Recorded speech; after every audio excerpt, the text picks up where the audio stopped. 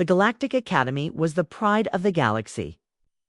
It stood like a shining fortress in orbit above a blue gas giant, its silver towers glinting in the light of 3 suns. Here, only the strongest, fastest, and smartest warriors were trained. Cadets came from every corner of known space, lizard-skinned soldiers from the burning deserts of Shardan, ice-born fighters from the frozen moon of Valkyr, and insectoid hunters from the jungles of Morkish. They all came for one reason: to prove they were the best. But there was one trial that humbled even the strongest: the Deathworld combat drill. It was more than a test, it was a nightmare. Simulation of the most dangerous environments in the galaxy. The arena could shift its shape.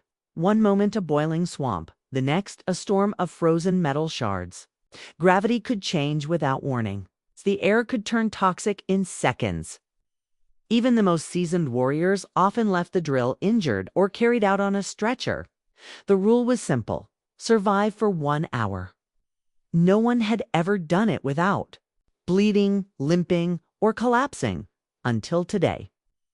The Academy's training bell rang, and the massive steel doors of the arena hissed open. The first to step out was human. Cadet Juno looked small compared to the towering alien recruits around him. His black hair was damp with sweat, but his breathing was calm. No cuts, no burns, no limp. His uniform was barely scratched, and he was smiling. That, he said casually, was just a warm-up. The instructors froze mid-step. The chatter in the viewing stand stopped. Dozens of alien cadets turned to stare at him. A fork-tongued reptilian soldier hissed under his breath, "Impossible!" From the high observation deck, Commander Threx narrowed his golden eyes. "Replay the footage," he ordered. The replay showed the entire drill, while other cadets stumbled through collapsing terrain and screamed at the sudden bursts of acid rain. Juno moved as if he had been there before. He ducked beneath falling rock like he expected it. He crossed rivers of molten glass by leaping on floating debris, never hesitating. He avoided predator ambushes without even looking at them, as if he knew they were coming. At one point, a razor-beaked beast charged him. The alien crowd expected him to run. Instead, Juno stepped aside at the last second and tripped it into a lava pool without even drawing his weapon. When the simulation timer ended, most cadets were on their knees. Juno was leaning casually against a rock, waiting for the exit doors to open. Back in the arena hall, the alien cadets began whispering. "Was he mocking us?" one asked. "No one finds the Deathworld drill easy," another muttered. "Maybe it was a glitch," a third suggested. Juno ignored them. He took a bottle of water from the supply table, drank slowly, and smiled again. An insectoid cadet named Vorik stomped up to him. "You think you're better than us, human?" He spat, mandibles clicking angrily. Juno tilted his head. "I think I'm better at surviving," he said simply. Commander Threx finally stepped forward. The arena went quiet. He was one of the most feared warriors in the galaxy, a towering, empowering, armored figure with scars across his face. His voice was deep and heavy. "No one," Threx said, "has ever walked out of the Deathworld drill without injury. Not the Zarian brutes. Not the Valkyr Ice Lords. And yet, you, human, act as though you were on a leisurely walk." Juno met his gaze without fear. "That's because," he said, "I've been through worse." The words hung in the air like a challenge. The instructors exchanged uneasy looks. They had tested recruits from Deathworld-class planets before, worlds so hostile that every day was a battle to survive. But Earth wasn't classified as a Deathworld. Official records described it as moderate hazard. If the records were correct, then how could a human outperform soldiers from the most brutal planets in the galaxy? As Juno walked toward, the barracks whispers followed him like a shadow. "Cheat. It's impossible. Dangerous," but to Juno, none of it mattered. He had seen real danger. Danger no alien simulation could match. the kind that didn't stop when the timer hit 0. He remembered jungles where predators hunted silently, diseases that could kill in hours, and storms that could tear steel apart. Earth had taught him that survival wasn't about strength or speed. It was about never stopping, no matter how bad it got. To him, the Deathworld drill was nothing more than practice. That night in the instructor's quarters, Commander Threx opened a secure file. Was marked Classified Human Origins. The first line made him frown. Humanity is not to be underestimated. Scrolled further. The file mentioned something strange. Ancient reports of humans surviving on multiple death worlds across the galaxy, long before they were officially part of galactic society. But the records were incomplete. Threx closed the file. Tomorrow, he would test the human again, and this time he would see what Juno was really capable of. Far below, in the sleeping quarters, Juno lay awake. He knew the real challenge was coming. And unlike the Deathworld drill, it wouldn't be a simulation. Whispers in the halls, the Galactic Academy never slept, even in the deepest hours of the night. The corridors buzzed with quiet activity. Cadets moving between late-night training rooms, instructors reviewing battle footage, and automated drones polishing the chrome floors until they gleamed. But tonight, the usual noise had a different tone. Everywhere Juno walked, conversations stopped. Eyes followed him, voices lowered to whispers. Is that him? That's the human from the drill. They say he finished without a single injury. Lies, the simulation must have been faulty. Juno didn't react. He had learned long ago that attention, whether good or bad, was dangerous. In the mess hall, the atmosphere was tense. Alien cadets from different worlds usually sat with their own kind, speaking in low tones, eating the strange meals of their home planets. But now, Juno noticed how many were glancing his way. A tall Valkyr frost warrior banged his metal cup on the table.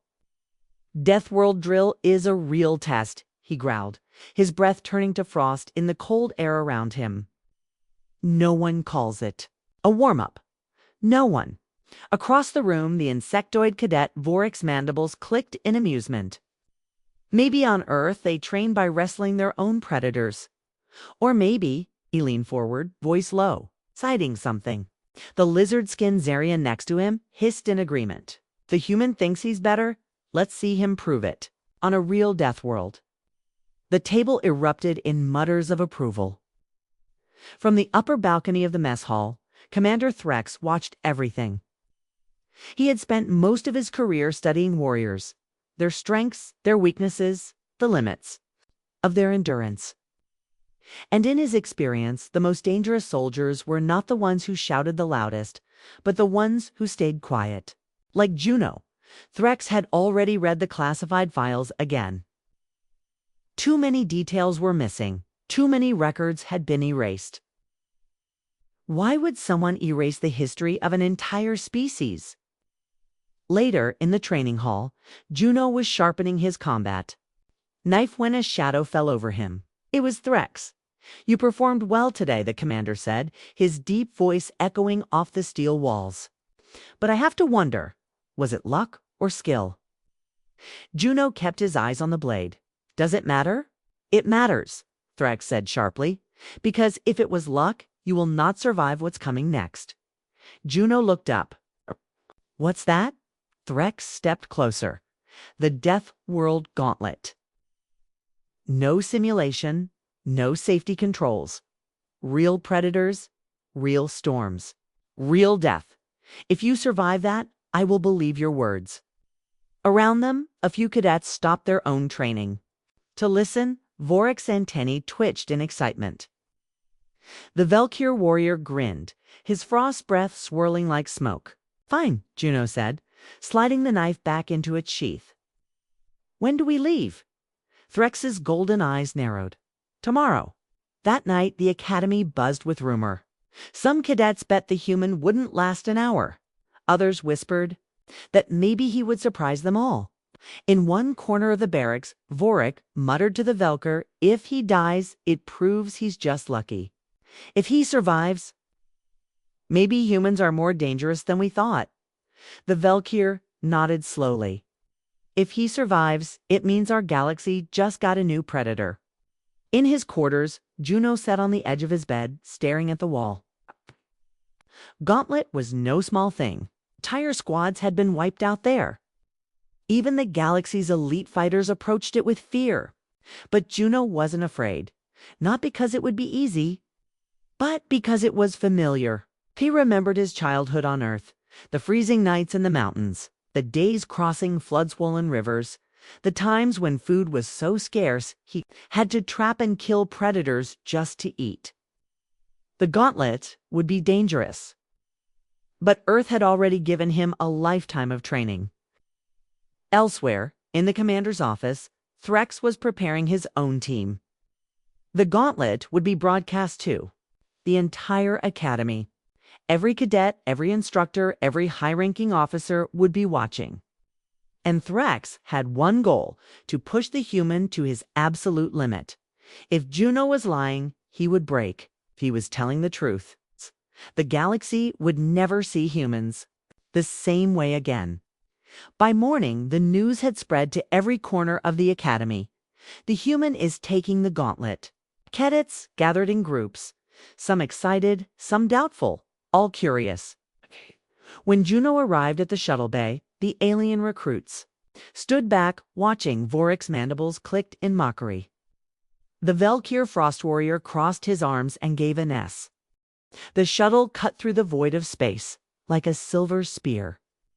Inside, the hum of the engines mixed with the steady rhythm of alien breathing tense, heavy and full of unspoken challenge.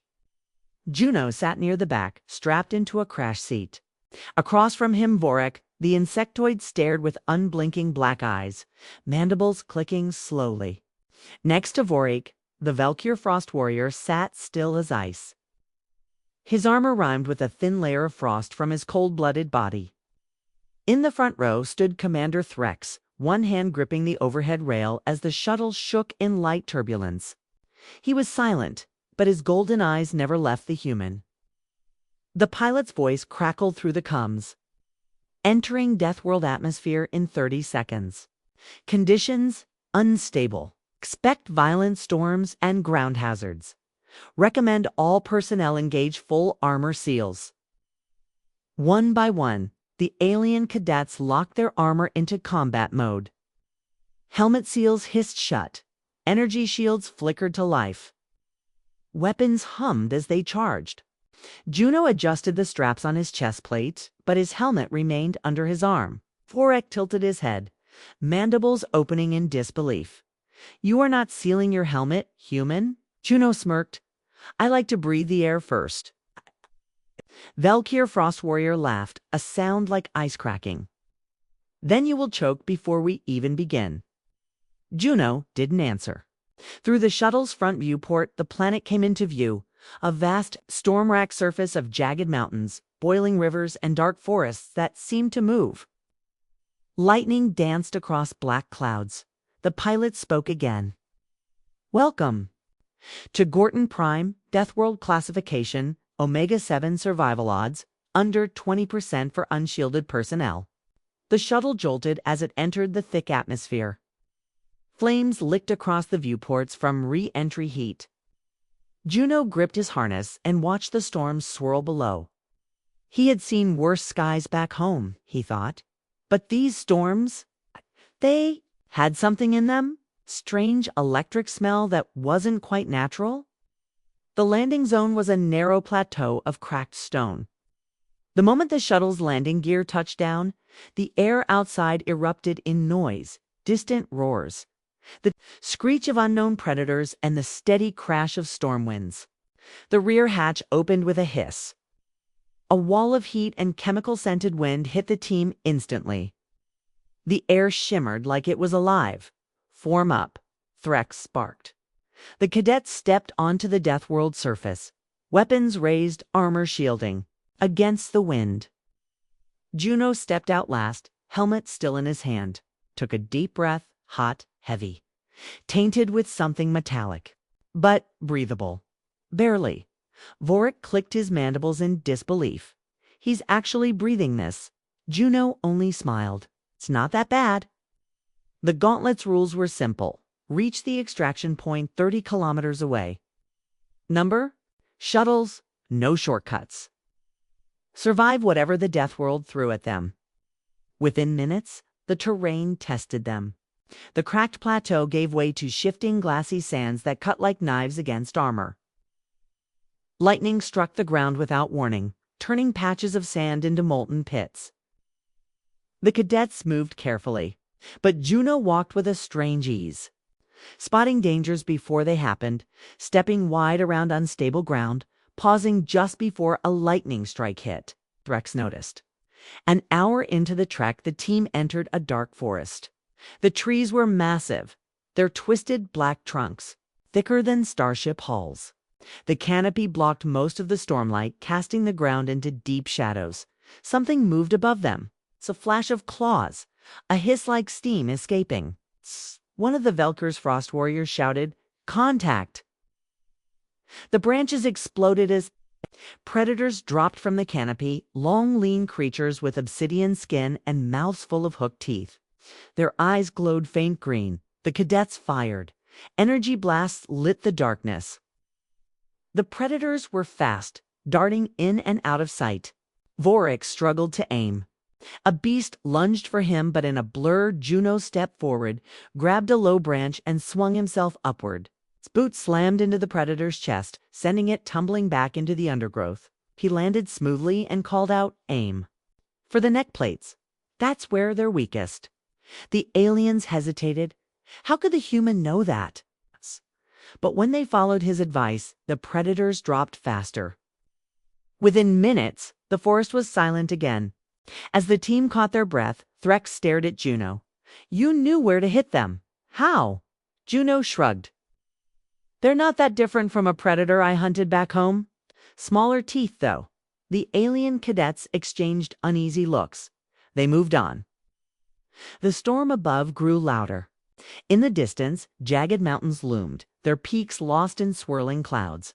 The extraction point was still far away.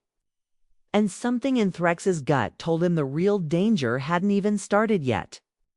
By the time they reached the mountain, past the sun, if it could be called that, was little more than a blood-red smear in the storm clouds.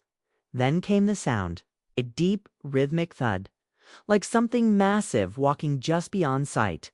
Vorik gripped his weapon tighter. "What is that?" Juno didn't answer. His eyes narrowed, scanning the shadows. Then, without looking at the others, he said quietly, "Stay close. It's hunting us. If you want, I can jump straight into Part 4, Deathworld Trial, where the audience finally meets what's stalking them. And Juno reveals just how dangerous humans can be when the fight is real. This is where the story will hit peak tension. The sound came again. Thud, thud, thud.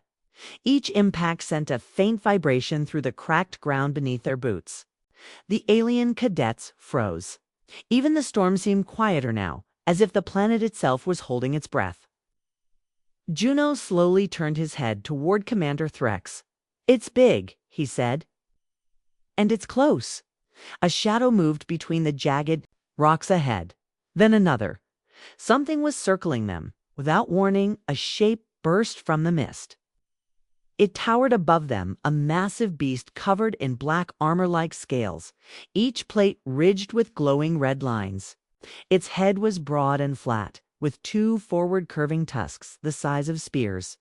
6 eyes gleamed with cold hunger. Vorik hissed in shock. "Stormbreaker, ah!" The Velker Frost Warrior's voice was grim. "No, worse. This is an alpha." "Commander," Threx barked orders.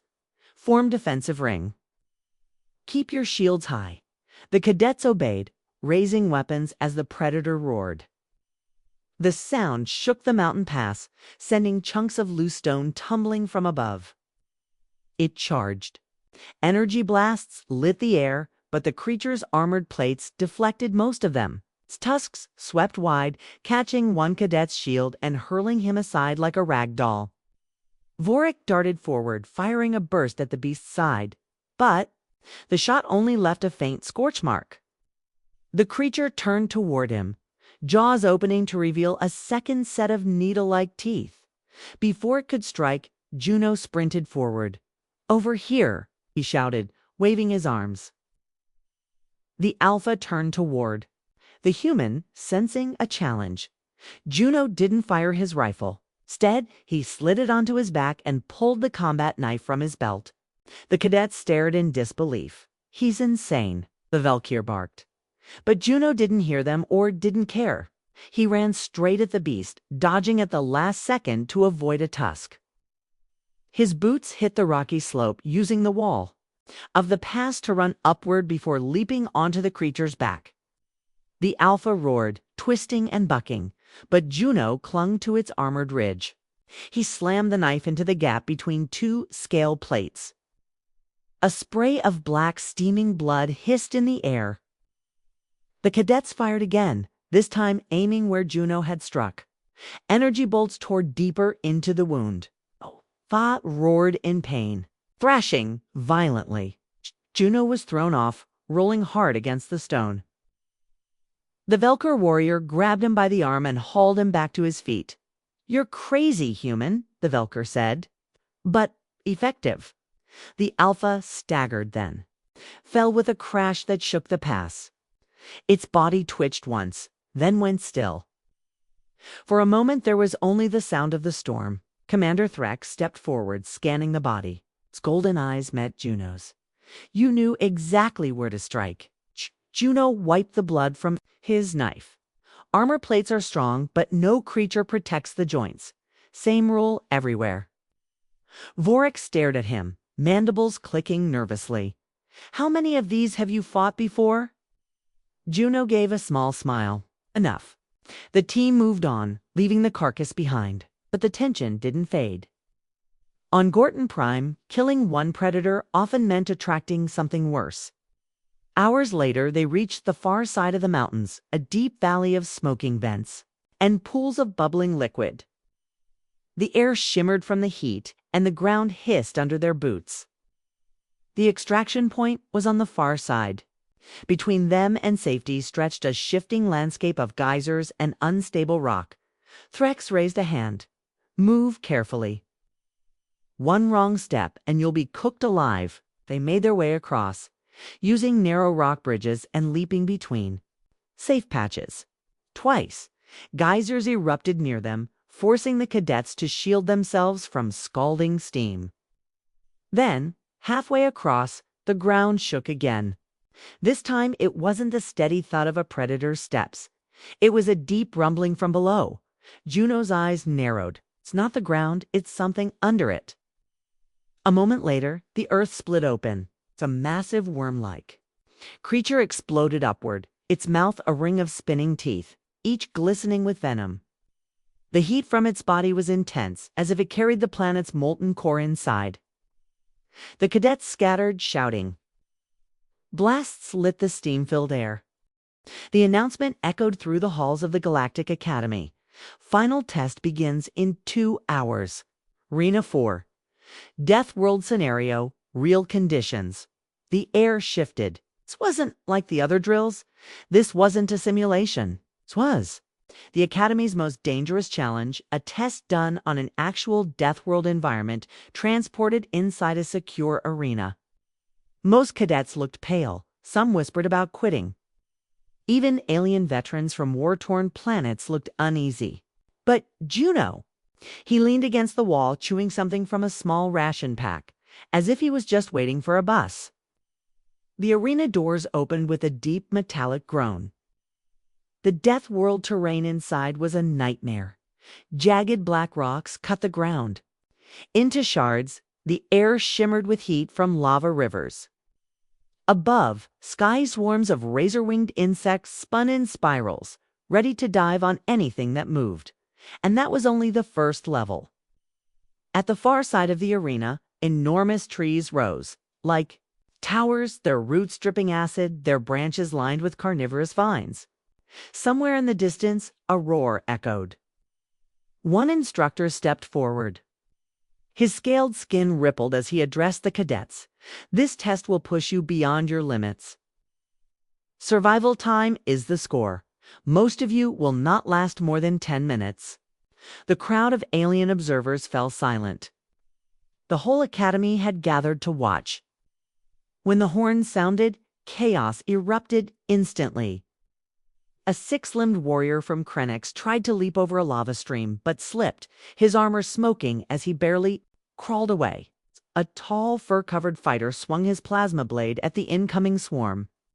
But the insects sliced into his fur and drew blood. Cadets were scattering, fighting, screaming. The arena was alive with danger. But Juno, he walked. No panic, no rushing. He moved like someone who knew exactly where to step, exactly when to duck, and exactly what was about to happen.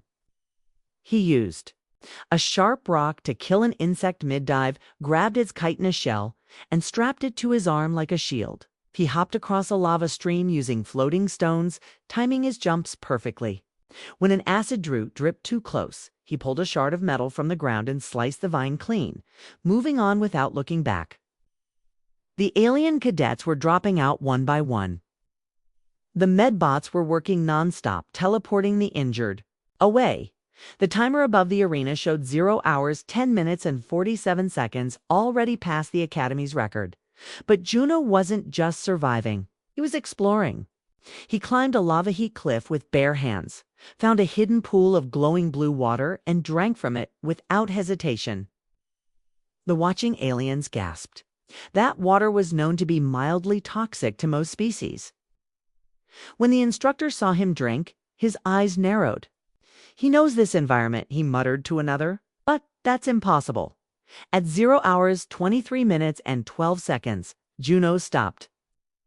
He stood at the center of the arena, surrounded by danger, and looked up at the viewing platform. The instructors leaned forward. Juno grinned.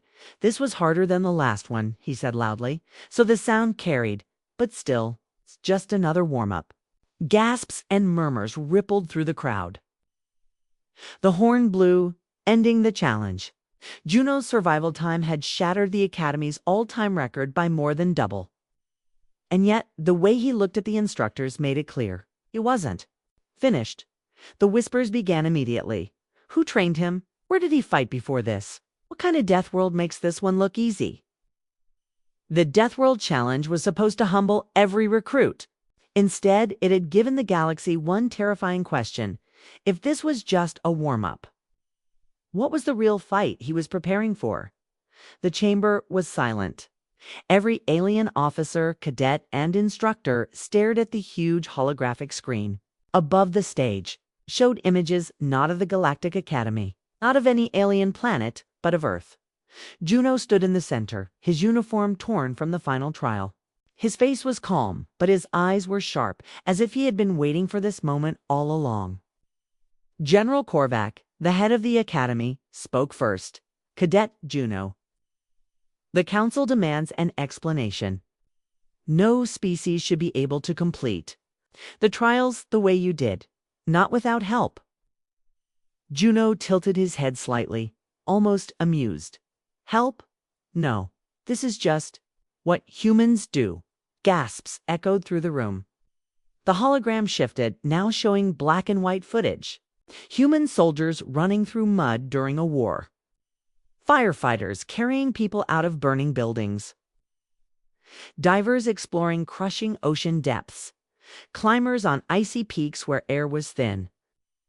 "This," Juno said, pointing at the screen, "is training. For us, this is life." An instructor leaned forward, confused. "Mean? Your species faces Deathworld conditions on your home planet?" Juno smirked. "We call it weather." A ripple of disbelief went through the aliens. The hologram kept changing. Now it showed humans enduring blizzards, deserts, hurricanes, building cities on fault lines, crossing oceans in wooden ships, surviving in jungles filled with predators. "We don't just survive danger," Juno continued. "We seek it. We test ourselves. Every generation faces challenges that would kill most of you. It's not because we're stronger. It's because we refuse to quit.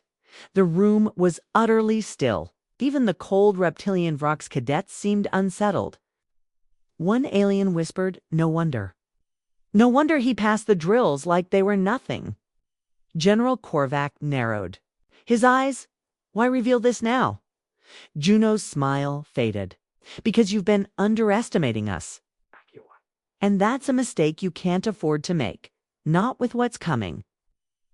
A low hum spread through the chamber. "What's coming?" Someone asked. Juno turned to the hologram controls. With a swipe, the image shifted again, this time to a dark, grainy video of massive, shadowy ships moving through space. Their design was unlike anything in the Academy's database. "They're already on the edge of your borders," Juno said quietly. "They've destroyed worlds you don't even know existed. And they're coming here." The air felt colder now. Juno looked at the alien officers directly. "You think the Deathworld drill is hard? It's nothing compared to what's coming. And when they arrive, you'll need more than advanced weapons or elite soldiers. You'll need humans." For a moment, nobody spoke. Truth was too heavy, too real. Then, slowly, General Korvac stood. He stared at Juno for a long time, and then gave a single, sharp nod. "Then I suggest we start preparing." The room erupted into motion. Orders being shouted, data pulled up, squads assembled. But as Juno walked away from the stage, he couldn't help but glance once more at the shadowy ships on the screen. His smile returned, but this time it wasn't friendly. "Let them come," he muttered. "They have no idea what humans can do.